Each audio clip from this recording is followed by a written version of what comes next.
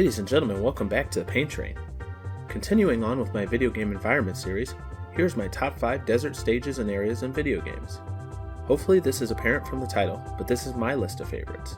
This is heavily influenced by my own subjectiveness and biases, but I will try to explain as thoroughly as I can why each area appeals to me.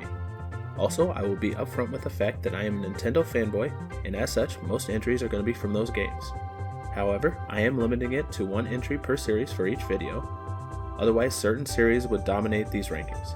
I'm going to touch on aesthetics, level design, and music. Without any further ado, let's go!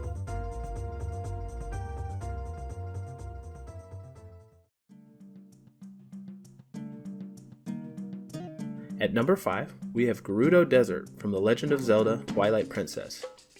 Another staple environment in the Zelda series, Twilight's Gerudo Desert is actually quite a bit different. It doesn't have quicksand, the pits really aren't that big of an issue, and it's not plagued by sandstorms that make visibility a nightmare. Its uniqueness helps it stand out amongst its peers. Visually, it's a huge open, rocky and sandy area with deep, almost geological cracks running through it, splitting the area into different sections. Moldorms burrowing into the ground will jump out at you endlessly, though instead of the googly-eyed monster from Link to the Past, now they look like the monsters from the movie Tremors. Farther into the desert, there are some bulbins riding on giant boars called bulbos that you can commandeer and ride around at high speed, wrecking wooden platforms. There's also a bulbin camp in this desert where you can either jump in and wreak havoc or stealthily sneak in and take them out.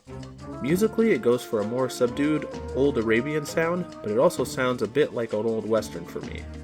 Some downsides are the aforementioned Moldorms, seriously, they just do not give you a break, and the fact that it's pretty weak aesthetically. But we've got to keep in mind that that is not the strong point of desert levels. This area definitely feels more like an enemy stronghold rather than a chaotic environmental agent, and its overall theming is one of the best.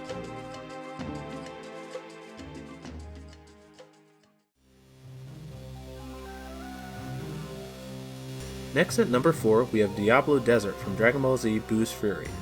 You wouldn't guess a Dragon Ball Z game would have good environments, but the action RPG-like Legacy of Goku series, of which this is the 3rd entry, uses biomes to great effect in its world building.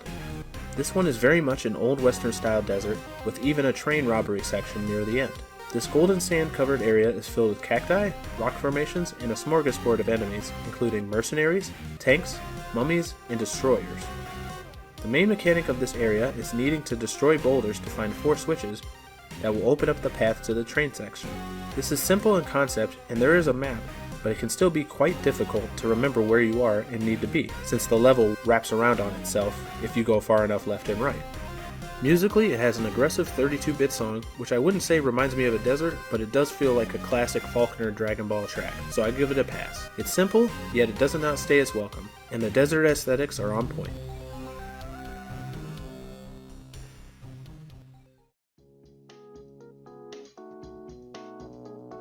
Coming in at number 3 is World 2-5 Spiky Stroll from Yoshi's Woolly World. This game is super underrated in my opinion, and stacks up just as well as the original Yoshi's Island.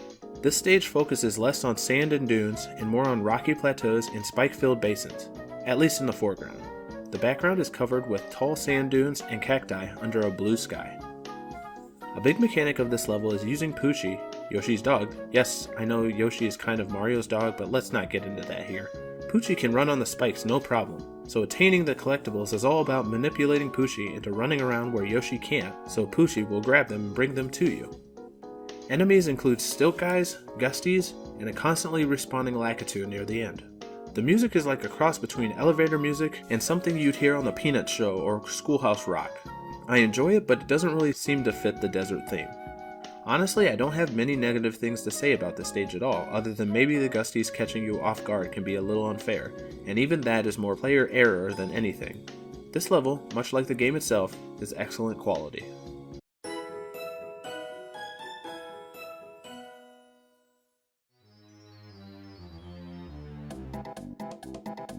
In second place is Gobis Valley from Banjo-Kazooie. The way this game can consistently put out top-tier environments as its stages is truly impressive. This level goes all in on Egyptian theming. There are tons of pyramids, Anubis-like statues, and a giant sphinx.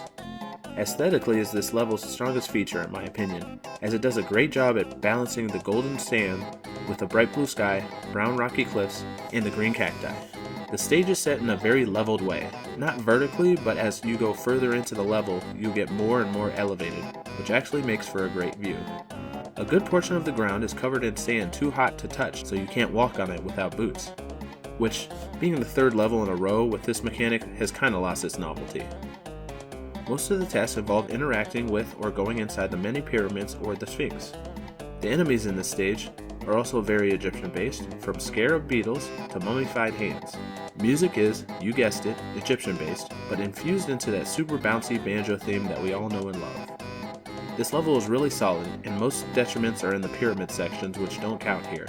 If it wasn't for the superior gameplay of number 1, this level would have topped the list.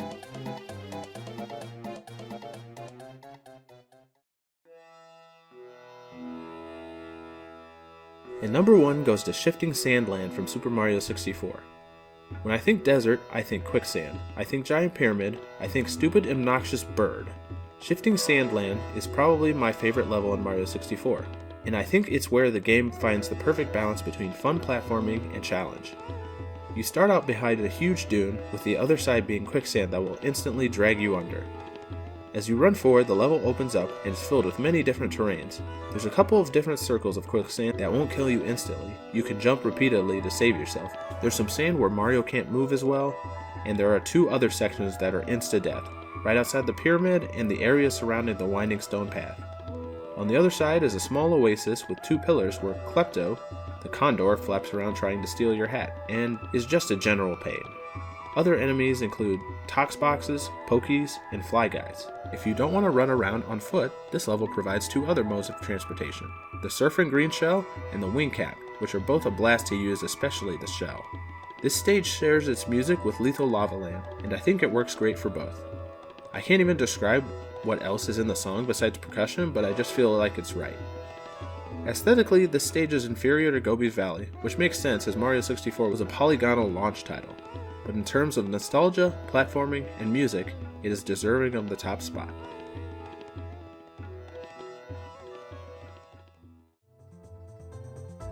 So what did you think of the list?